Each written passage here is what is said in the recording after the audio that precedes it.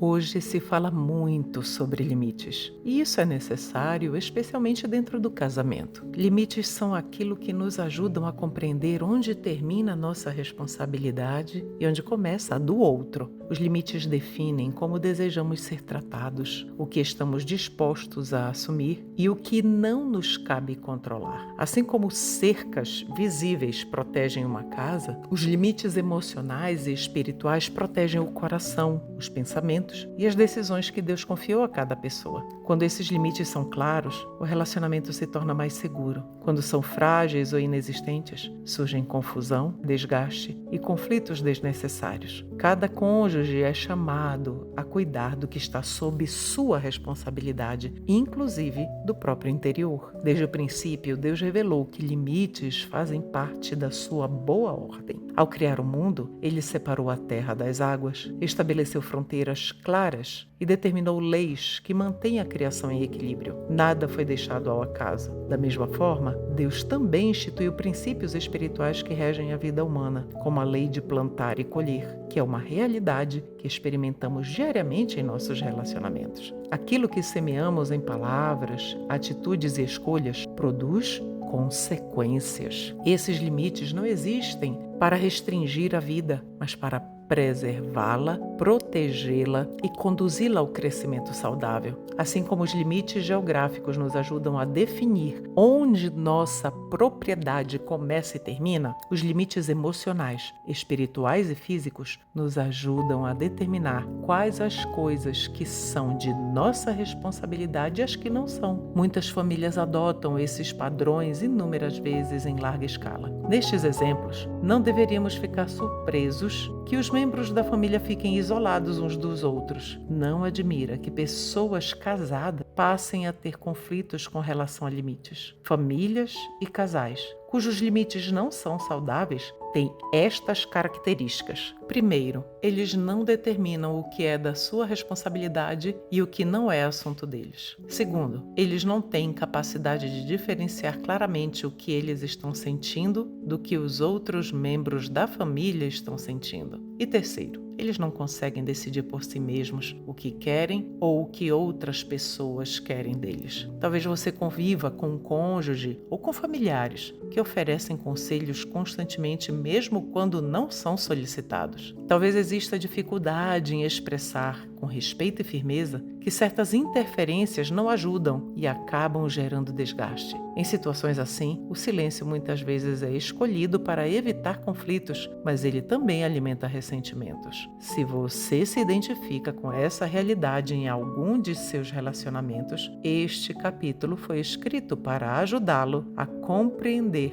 como estabelecer limites saudáveis sem romper vínculos, preservando o amor, o respeito e a paz no lar. Antes da entrada do pecado, o casamento foi idealizado por Deus como um relacionamento plenamente harmonioso, marcado por unidade, transparência e paz. No entanto, após a queda, a convivência familiar passou a revelar conflitos, limites e fragilidades do coração humano. Ainda assim, é nesse espaço tão íntimo que o Senhor continua a operar sua obra restauradora. As tensões do lar não existem para nos destruir, mas para trazer à luz pensamentos, atitudes e reações que precisam ser tratados com verdade, responsabilidade e graça. Tudo isso sob o senhorio de Cristo. Um dos problemas mais comuns e também mais prejudiciais dentro do casamento e da família é a falta de limites claros. Quando o casal não sabe até onde pode ir, ou o que pode ou não pode dizer, ou o que pertence à responsabilidade de cada um, o relacionamento começa a se desgastar no dia a dia. Pequenas situações passam a gerar conflitos desnecessários,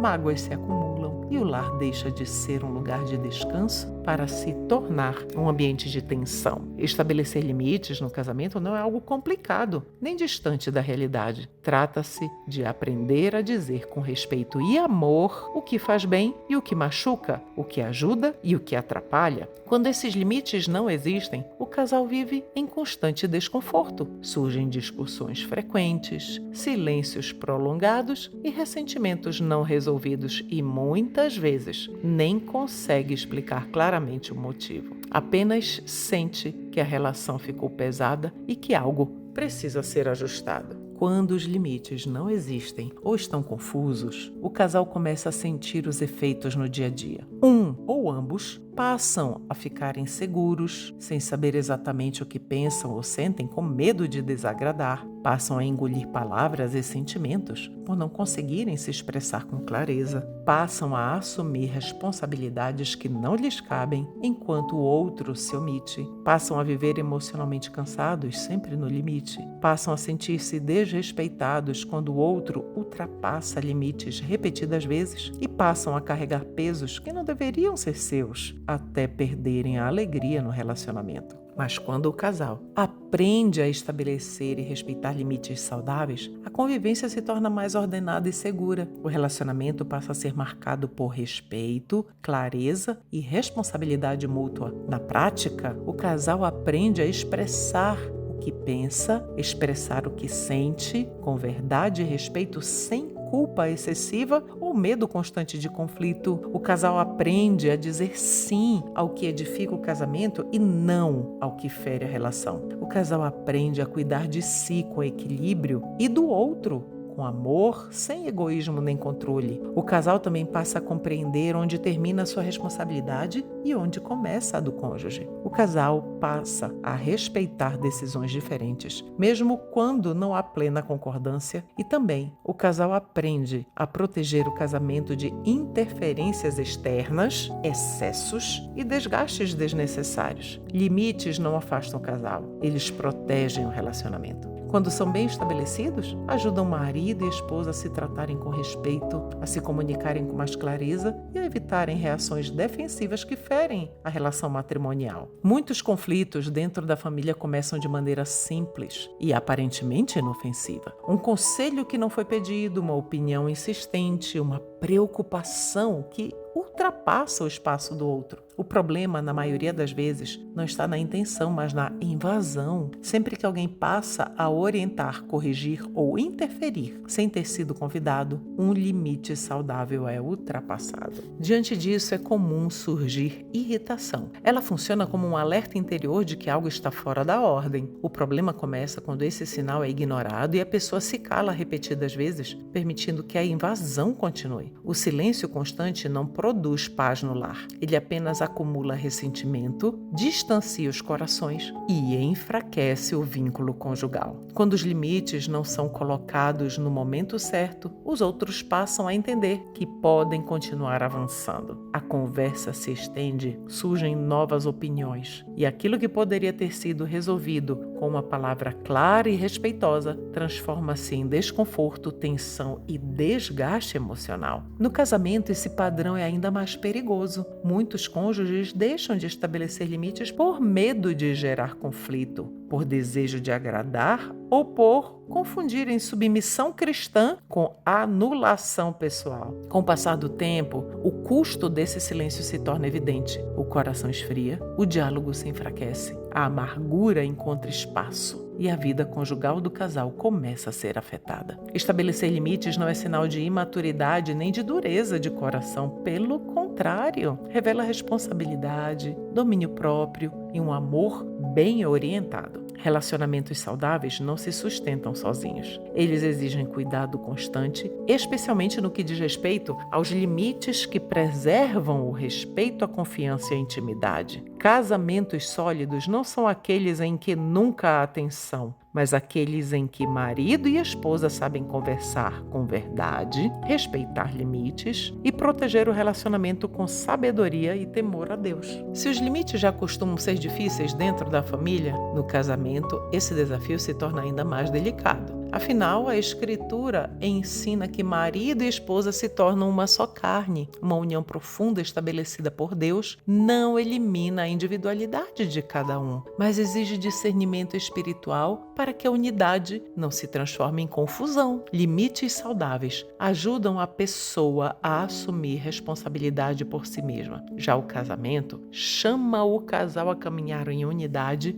compartilhando a vida, decisões e responsabilidades. Quando essas duas realidades não são bem compreendidas, instala-se um conflito silencioso, especialmente quando um ou ambos nunca aprenderam a estabelecer limites de forma madura. Os problemas começam quando um cônjuge ultrapassa o espaço do outro e passa a controlar o que não lhe pertence, como sentimento, atitudes, decisões, escolhas pessoais e até valores. Em vez de cuidado, surge o controle. Em vez de unidade, nasce a tensão. Em vez de amor, instala-se a tentativa de moldar o outro à própria vontade. Deus não criou o casamento para que um anule o outro, mas para que ambos cresçam juntos em amor, em responsabilidade e em submissão ao Senhor. Quando os limites são ignorados, essa ordem simplesmente se perde. Por isso, compreender e respeitar os limites no casamento não enfraquece a união. Pelo contrário, protege a individualidade, fortalece a comunhão e preserva a saúde espiritual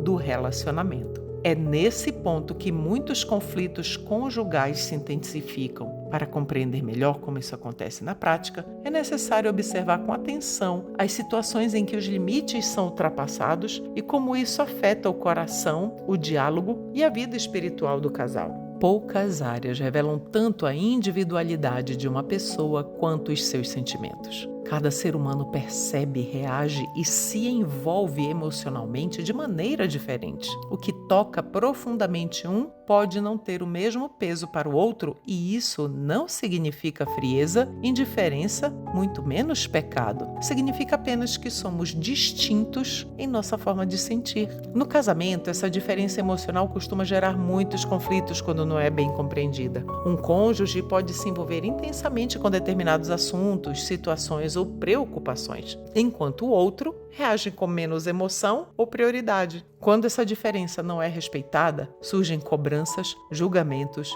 e tentativas de forçar o outro a sentir da mesma maneira. É importante compreender que sentimentos não podem ser controlados pelo outro. Eles precisam ser reconhecidos, acolhidos e tratados com maturidade. Quando um cônjuge tenta impor ao outro o que deve sentir, como deve reagir ou o quanto algo deveria importar, um limite emocional está sendo ultrapassado. Sentimentos fazem parte da responsabilidade pessoal de cada um. Isso significa que marido e esposa são chamados a cuidar do próprio coração diante de Deus, sem exigir que o outro carregue emoções que não lhe pertencem. No casamento saudável, há espaço para ouvir, compreender e respeitar, mas não para controlar ou invalidar o mundo emocional do outro. Quando esse limite não é respeitado, o relacionamento começa a se desgastar. Um cônjuge passa a se sentir pressionado, enquanto o outro se sente constantemente incompreendido. As conversas deixam de ser sinceras, surgem silêncios defensivos e a comunhão do casal é afetada. Em vez de aproximação, instala-se a frustração. Em vez de compreensão, surgem cobranças. Deus não espera que marido e esposa sintam tudo da mesma forma, mas que aprendam a amar com discernimento, paciência e respeito. Reconhecer os sentimentos do outro sem tentar dominá-los é uma expressão de amor maduro, de domínio próprio e de temor ao Senhor. Os sentimentos nos diferenciam uns dos outros. Eles influenciam a forma como cada pessoa reage às situações do dia a dia. Diante do mesmo assunto, marido e esposa podem sentir e reagir de maneiras distintas, e isso faz parte da individualidade de cada um. Os sentimentos são aspectos próprios da nossa personalidade e revelam muito sobre quem somos, muitas vezes mais do que características externas como aparência ou origem. Os problemas surgem quando o cônjuge tenta dizer ao outro o que deve sentir. Isso não produz mudança verdadeira e tampouco promove unidade dentro do casamento, porque Deus não nos chamou para controlar o coração do outro, mas nos chamou sim para amar, respeitar e aprender a lidar com as diferenças de forma madura e responsável. Outro aspecto importante da nossa individualidade diz respeito aos desejos. Cada pessoa carrega vontades, expectativas e prioridades próprias.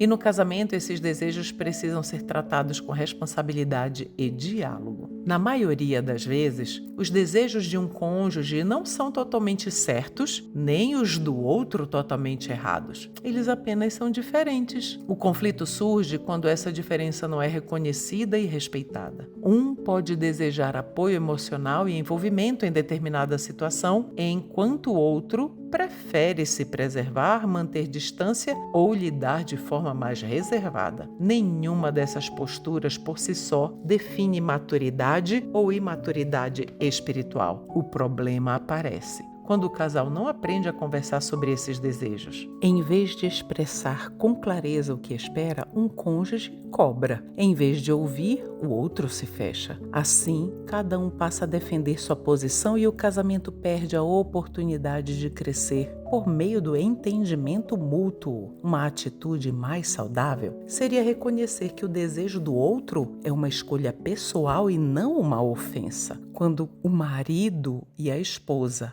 aprendem a compartilhar seus desejos com honestidade e a buscar juntos uma solução equilibrada, o relacionamento é fortalecido. Quando isso não acontece, o resultado costuma ser frustração, distanciamento e a sensação de que ninguém está sendo realmente ouvido. Deus não espera que o casal queira sempre as mesmas coisas, mas que aprenda a tratar suas diferenças com respeito, paciência e amor, buscando decisões que preservem a unidade e a paz no lar. Deus nos criou para vivermos o casamento com alegria e contentamento no servir. A entrega no lar não foi planejada para ser pesada, para ser forçada ou marcada por ressentimento, mas para fluir de um coração que ama, que escolhe servir e que encontra sentido nisso. Quando o serviço deixa de ser acompanhado de paz e passa a gerar desgaste constante, algo precisa ser avaliado com honestidade diante do Senhor. Cada cônjuge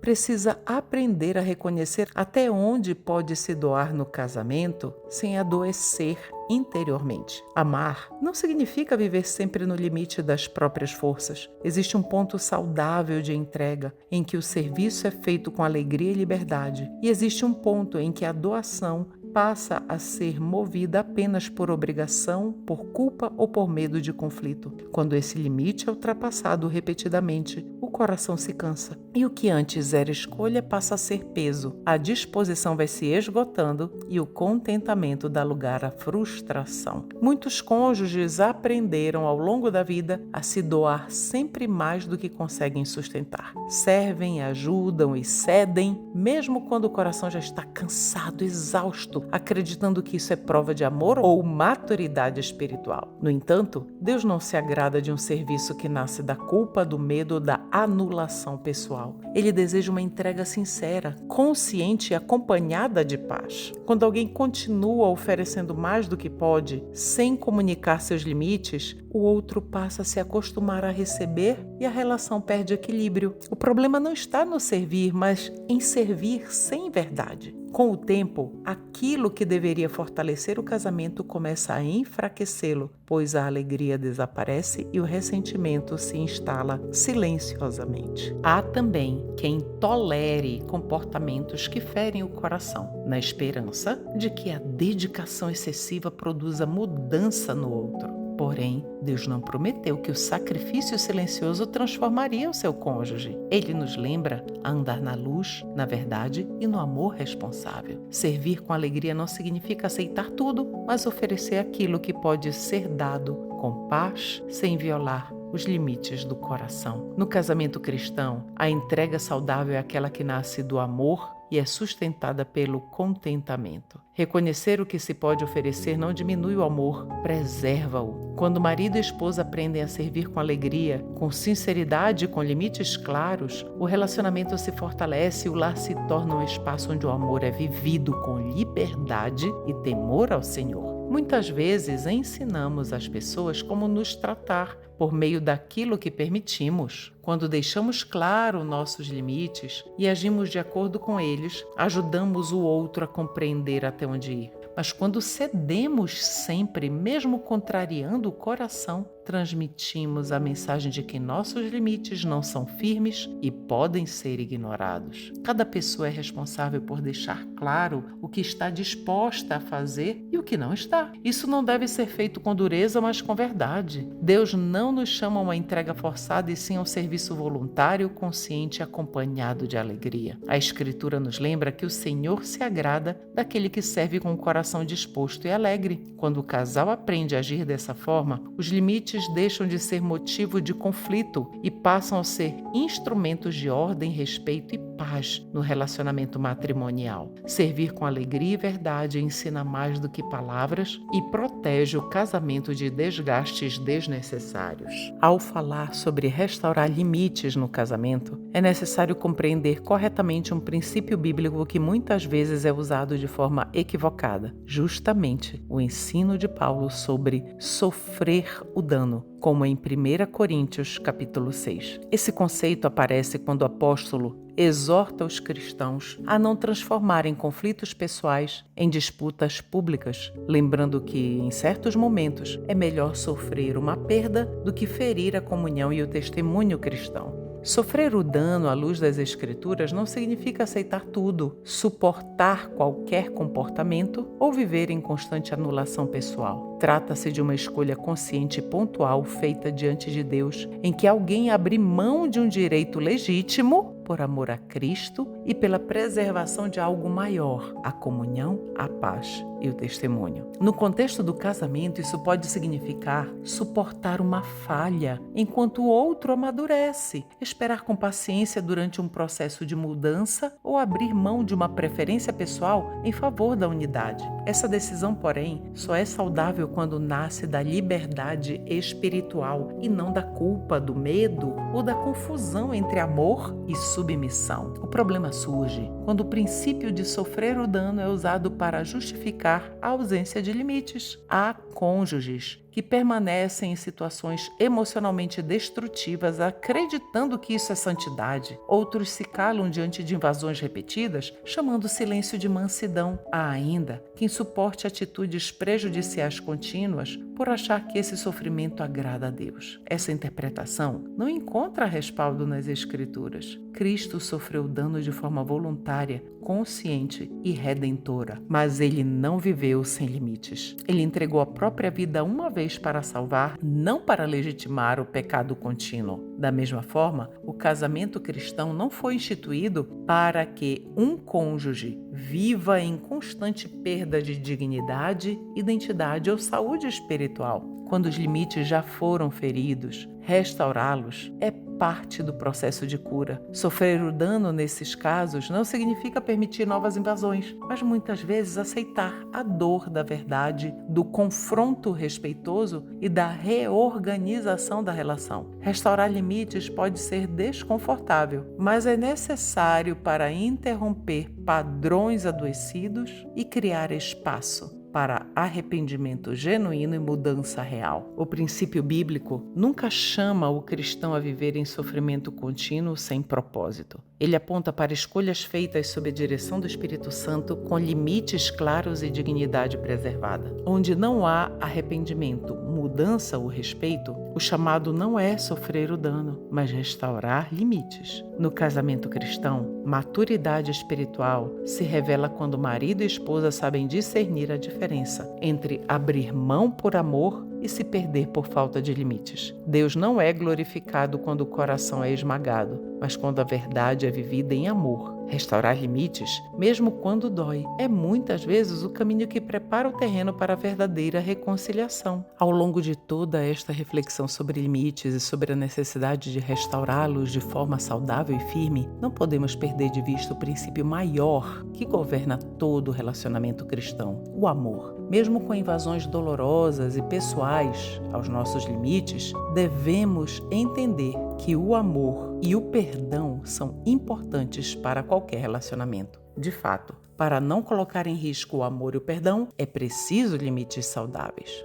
Estabelecer limites saudáveis no casamento não significa amar menos, mas amar de forma correta, Quando marido e esposa sabem o que podem oferecer, o que não podem aceitar e o que precisam proteger, o amor deixa de ser confuso. Em vez de servir por medo, culpa ou obrigação, o cônjuge passa a servir por escolha. Isso traz segurança para a relação e evita que a entrega se transforme em desgaste ou ressentimento. Quando o amor deixa de ser vivido por obrigação e passa a ser uma escolha consciente, o casal se torna capaz, em certos momentos, de abrir mão da sua própria vontade sem se sentir diminuído. Essa renúncia não nasce da pressão nem da culpa, mas da segurança de quem sabe até onde pode ir e o que precisa preservar. Quando os limites estão claros, não há necessidade de disputar controle nem de agir na defensiva. Serve-se porque se escolhe amar e não para evitar conflitos. Essa postura cria um ambiente em que é possível se doar com verdade e falar com honestidade. Quando perguntaram a Jesus qual era o maior mandamento, ele respondeu: amarás, pois, ao Senhor teu Deus de todo o teu coração e de toda a tua alma e de todo o teu entendimento e de todas as tuas forças. Esse amor completo e ordenado foi a base de toda a sua vida. Jesus viveu esse princípio de forma perfeita. Ele estabeleceu limites claros, disse não quando necessário e sim quando era o momento certo.